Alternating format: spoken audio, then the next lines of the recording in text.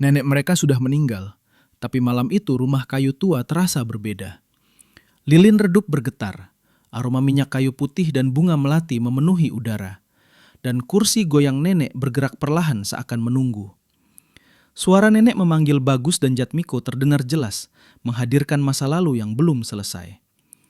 Malam itu menjadi saksi pergulatan mereka dengan rasa bersalah, pertengkaran lama, dan ritual terakhir sebelum nenek dijemput untuk selamanya.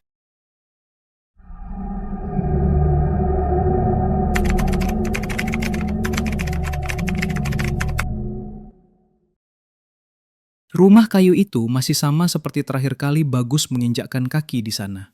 Catnya mengelupas, lantainya berderit setiap kali diinjak, dan bau kayu tua bercampur minyak kayu putih menyambut siapapun yang masuk.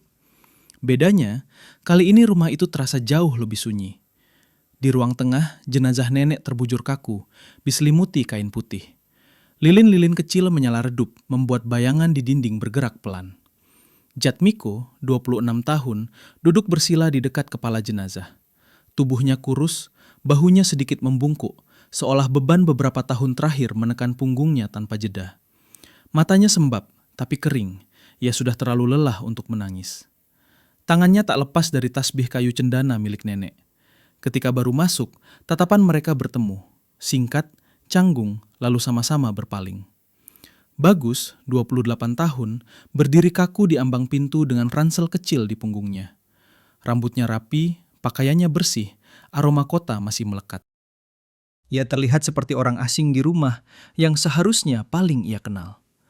Tidak ada pelukan, tidak ada sapaan hangat, hanya keheningan yang berat, penuh hal-hal yang tak pernah diucapkan. Warga desa datang melayat. Perempuan-perempuan Parubaya duduk berderet sambil berbisik. Lelaki-lelaki tua menghisap rokok kretek di teras. Di antara doa-doa pelan dan suara gelas disusun, bisik-bisik terdengar jelas di telinga Bagus. Sayang sekali, meninggalnya pas hari itu.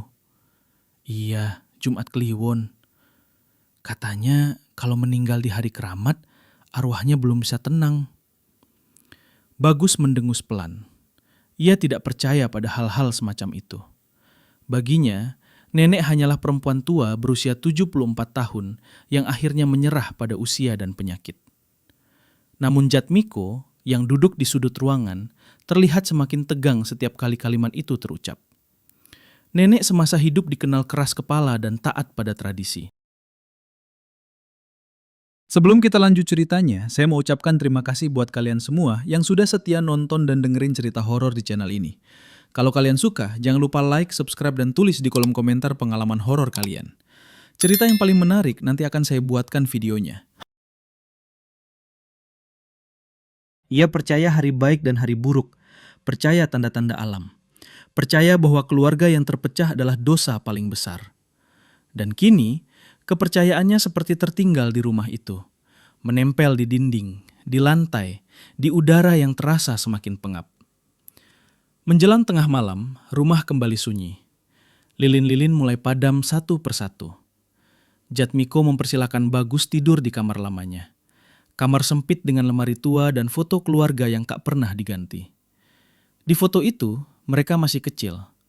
Nenek berdiri di tengah, tersenyum bangga, memeluk dua cucunya yang dulu tak pernah terpisah.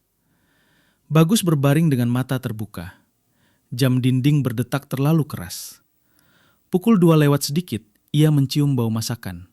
Bau sayur lodeh yang dulu selalu dimasak nenek setiap malam Jumat. Jantungnya berdegup lebih cepat. "Mik," panggil Bagus pelan. Tak ada jawaban. Ia melangkah perlahan ke ruang tengah. Lantai kayu berderit di bawah telapak kakinya. Suaranya terlalu keras di telinga sendiri. Kursi goyang itu berhenti tepat ketika ia mendekat. Lilin-lilin di meja kecil menyala utuh, nyaris tak berkedip. Udara terasa lebih dingin. Bagus menoleh ke kamar nenek. Pintu yang tadi ia ingat tertutup kini terbuka sedikit. Celahnya gelap, tapi bukan gelap yang kosong, melainkan pekat, seperti menyimpan sesuatu di dalamnya. "Ini cuma capek," gumamnya, lebih untuk menenangkan diri sendiri. Ia hendak kembali ke kamar ketika bau minyak kayu putih menyengat lebih kuat, bercampur aroma bunga melati. Bau itu terlalu akrab, bau tubuh nenek setiap selesai mandi sore. Dan saat itulah ia mendengar suara itu. Bukan langkah, bukan desahan, melainkan suara kursi kayu diduduki perlahan. Bagus membeku. Dari arah ruang tengah, kursi goyang bergerak lagi. Krit, krit, lebih pelan, lebih berat. Seolah ada tubuh yang benar-benar duduk di sana. Mas Bagus, suara itu terdengar lirih. Suara nenek. Suara yang sama yang dulu memanggilnya pulang saat maghrib. Suara yang dulu memarahinya karena pulang larut. Suara yang sudah seminggu ini ia yakini tak akan pernah terdengar lagi. Bagus menoleh ke kamar nenek. Pintu yang tadi ia ingat tertutup, kini terbuka sedikit. Celahnya gelap, tapi bukan gelap yang kosong, melainkan pekat, seolah menyimpan sesuatu di dalamnya. Ini cuma capek, gumam Bagus, mencoba menenangkan diri sendiri. Ia hendak kembali ke kamar ketika bau minyak kayu putih menyengat lebih kuat, bercampur aroma bunga melati. Bau itu terlalu akrab, bau tubuh nenek setiap selesai mandi sore. Jantungnya berdegup kencang, dan saat itulah ia mendengar suara itu. Bukan langkah, bukan desahan, melainkan suara kursi kayu diduduki perlahan. Krit, krit. Bagus menelan ludah, matanya melebar. Nenek? Pada saat yang sama, Jatmiko keluar dari kamar, matanya terbuka lebar. Ia menatap kursi goyang, lalu menatap Bagus, lalu kembali ke kursi, dan teriak kaget. Ah! Bagus yang sama terkejutnya ikut menjerit panjang. Nenek! Keduanya mundur beberapa langkah, hampir tersandung meja dan lilin. Jantung mereka seakan berhenti beberapa detik. Suara teriakan itu memecah keheningan rumah kayu yang sudah terlalu lama sunyi. Dan di kursi goyang itu, nenek duduk hidup, wajahnya lelah tapi tenang. Mata menatap kedua cucunya dengan lembut. Kebaya coklatnya lusuh, rambutnya disanggul sederhana, tangan bertumpu di paha. Tapi yang paling mengejutkan, nenek tersenyum tipis, seolah tahu persis betapa kagetnya mereka. Bagus menempelkan tangannya ke dada, napas terengah. Ini nggak mungkin. Jatmiko menatap nenek, mulutnya terbuka, hampir tidak bisa berkata apa-apa. Nenek? Nenek mengangkat satu alis, menepuk kursi goyang perlahan. Kalian kaget ya? Sudah lama nenek menunggu kalian untuk bicara jujur. Bagus dan Jatmiko saling pandang. Wajah mereka masih pucat, tapi campuran rasa lega, takut, dan bersalah memenuhi mata mereka. Teriakan mereka yang spontan itu mengisi ruang yang sebelumnya hanya sunyi dan bayangan lilin. Nenek, suaranya bergetar. Nenek menoleh, tatapannya melembut. Kamu masih bangun juga, Mik? Jatmiko menangis. Tangis yang ditahannya berhari-hari akhirnya pecah. Ia berlutut di depan nenek, tangannya gemetar ingin menyentuh, tapi tak berani. Dan disitulah konflik antara Bagus dan Jatmiko benar-benar terlihat. Kamu pergi tanpa pamit, Mas, seru Jatmiko. Suaranya pecah, campuran marah dan kesedihan. Aku di sini sendiri, jaga nenek. Dengar nenek panggil kamu tiap malam, sementara kamu entah di mana. Bagus menunduk, wajahnya memerah. Aku takut gagal, Mik. Takut kalau tinggal, aku cuma jadi beban. Aku pikir meninggalkan nenek itu lebih aman daripada bikin semuanya lebih buruk. Jatmiko menepuk punggungnya dengan kasar. Lebih aman? Kamu gak ngerti apa-apa. Aku kesepian, aku lelah, Mas. Aku butuh kamu ada di sini, tapi kamu malah kabur. Bagus berdiri, napasnya memburu. Dan kamu pikir aku gak nyesel? Aku tiap malam mikir, kenapa aku gak minta maaf? Tapi kamu malah cuma duduk di sini, menunggu aku jatuh. Nenek mengetuk lantai dengan tongkatnya. Tok! Diam! Suaranya mengejutkan keduanya. Mereka terdiam, dada mereka naik turun, mata mereka basah. Nenek menatap keduanya, yang satu pergi terlalu jauh, yang satu tinggal terlalu lama. Karena kalian belum selesai, kata nenek pelan. Kalian ribut terus, saling nyalahin, tapi tidak ada yang mau jujur. Bagus menunduk, Jatmiko juga. Kenangan lama menyeruak, pertengkaran terakhir dengan nenek, pintu yang dibanting, kepergian tanpa pamit, malam-malam penuh kesepian dan rasa bersalah. Malam itu, di rumah kayu yang sunyi, konflik mereka akhirnya muncul ke permukaan. Bukan karena hantu atau kutukan, tapi karena luka yang mereka simpan terlalu lama. Tidak ada teriakan, tidak ada kerasukan. Hanya percakapan panjang, penuh jeda dan tangis yang menjadi awal bagi pengakuan dan kesempatan untuk menebus kesalahan. Dan di luar, angin malam berembus pelan, seolah menunggu. Menunggu sampai semua yang tertinggal akhirnya berani diucapkan. Jatmiko masih berlutut, tangisnya belum reda. Bagus sendiri masih duduk di lantai, punggungnya menempel ke lemari. Nenek menatap mereka bergantian, alisnya berkerut. "Kenapa kalian mukanya kayak lihat setan?" tanya nenek ketus. Jatmiko terseduh. "Lah, Nek, ya soalnya nenek ini..." "Apa? Jelek?" potong nenek. Bagus spontan menggeleng keras. "Enggak, Nek, maksudnya hidup lagi." Nenek mendecak. "Kurang ajar. Nenek capek-capek mati malah dibilang hidup lagi." Jatmiko terisak sambil tertawa kecil. Tangisnya berubah aneh, antara takut, lega, dan bingung. "Terus nenek ini arwah atau apa?" Nenek melipat tangan. "Kalau arwah, masa bau minyak kayu putih?" Bagus tanpa sadar mencium udara. "Oh iya." Baru 2 detik kemudian ia sadar apa yang barusan ia lakukan. Kok saya jadi ngecek?" Nenek menggeleng. "Kamu ini dari kecil kebanyakan mikir. Dulu nenek bilang jangan mandi malam-malam, kamu ngeyel. Sekarang malah sok berani."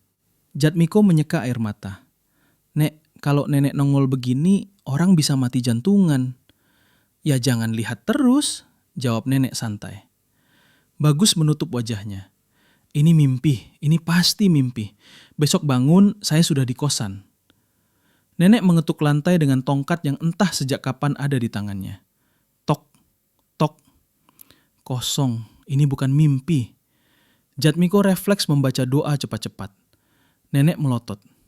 "Mik, kamu kalau doa jangan kayak dikejar setan. Nenek ini siapa?" Jatmiko langsung berhenti. "Oh iya, maaf Nek." Bagus memberanikan diri berdiri. Kakinya gemetar. "Nek, boleh tanya satu hal?" "Kalau nanya yang aneh-aneh, nenek cubit," jawab nenek. "Kenapa nenek duduk di kursi goyang?"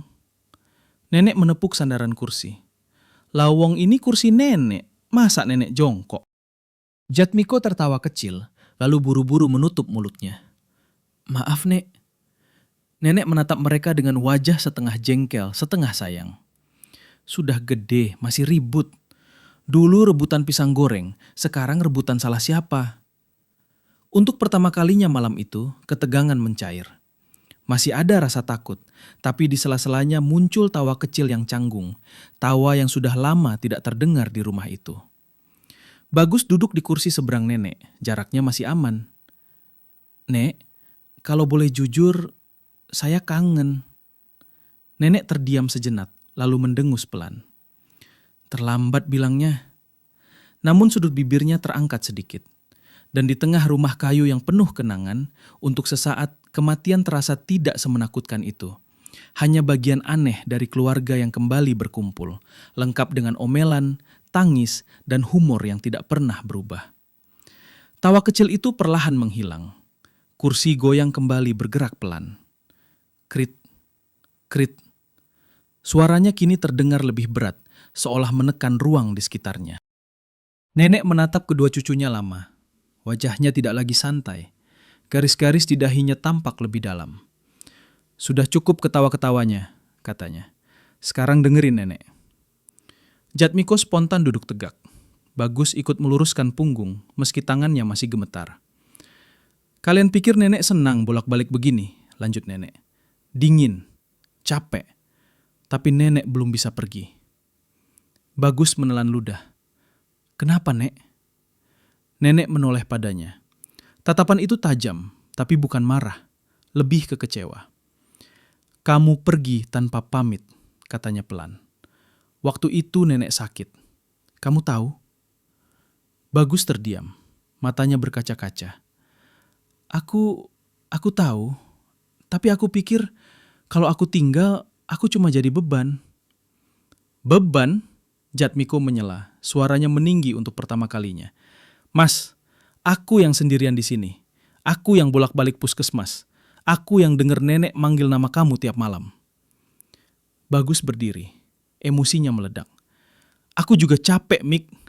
Aku kerja mati-matian di kota, tapi tiap pulang cuma dibilang anak durhaka. Nenek mengetuk lantai dengan tongkatnya. Tok! Kalian diam! Suasana membeku. Ini dia yang nenek maksud, ujar nenek lirih. Kalian sibuk merasa paling menderita. Jatmiko mengepalkan tangan. Nenek tahu rasanya ditinggal, Mas. Tiap orang nanya, abangnya kemana? Aku jawab apa? Bagus membalas, suaranya bergetar. Kamu pikir aku nggak nyesel? Aku bahkan nggak sempat minta maaf. Nenek menatap mereka satu persatu. Kalau begitu, kenapa dari dulu nggak bilang? Bagus terdiam. Jatmiko juga. Keheningan itu lebih menyakitkan daripada teriakan. Nenek wafat di hari keramat, lanjut nenek. Bukan karena kutukan, tapi karena nenek masih punya urusan.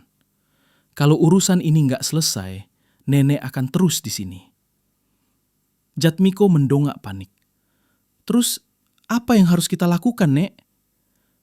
Nenek berdiri dari kursi goyang. Untuk sesaat, tubuhnya terlihat samar, seolah bisa menghilang kapan saja. Kalian harus jujur, katanya. Sama nenek, sama diri kalian sendiri. Bagus menarik napas panjang. Suaranya pecah saat berbicara. Aku pergi karena aku takut gagal. Takut jadi seperti ayah. Dan aku marah karena nenek selalu membandingkan. Jatmiko terkejut. Mas, aku tinggal, lanjut Jatmiko pelan, karena aku takut sendirian. Tapi lama-lama aku iri sama kamu yang bisa pergi.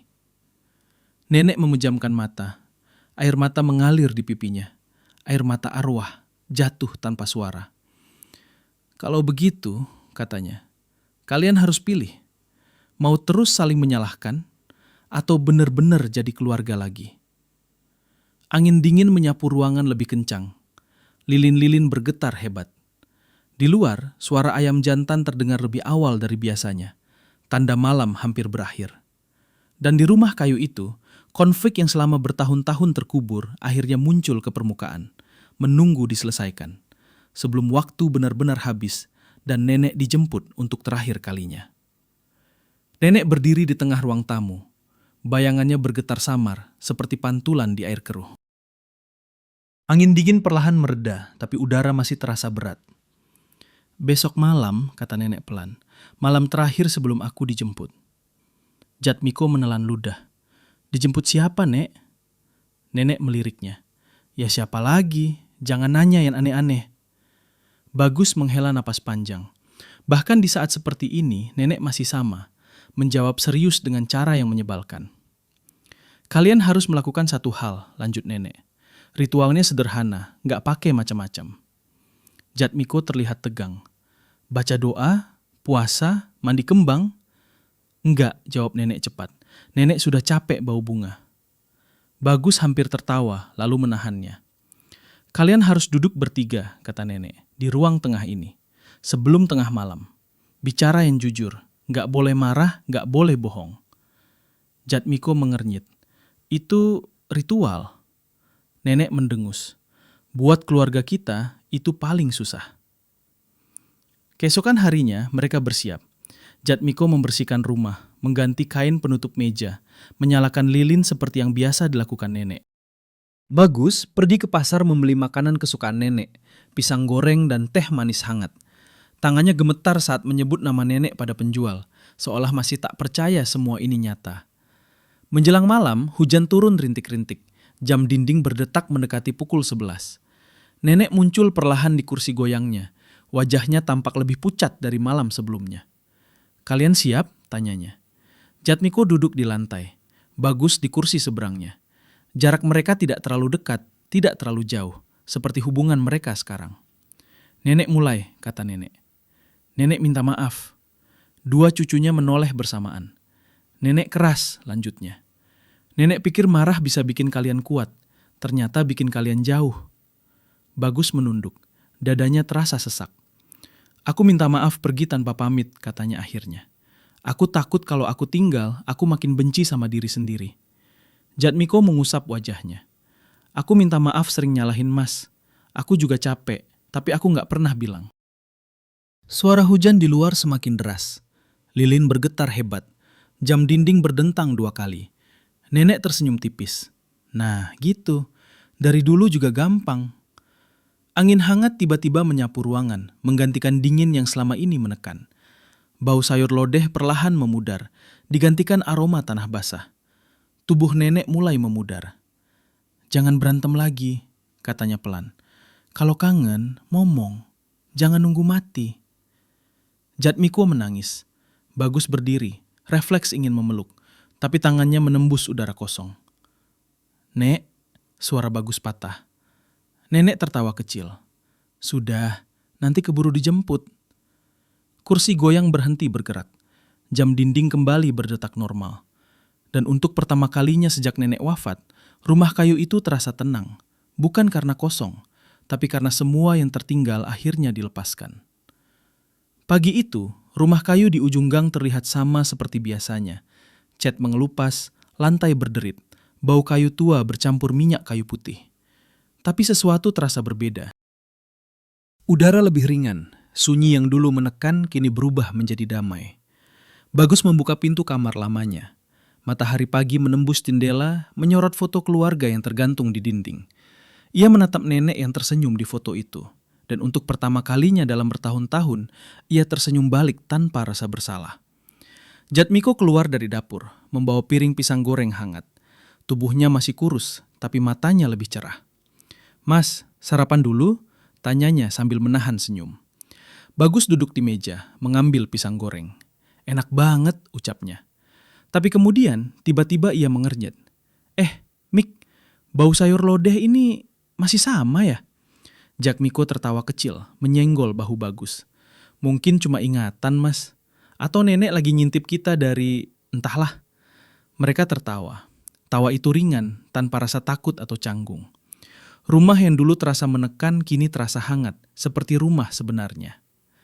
Hari-hari berikutnya, Bagus memutuskan tinggal di desa lebih lama dari biasanya.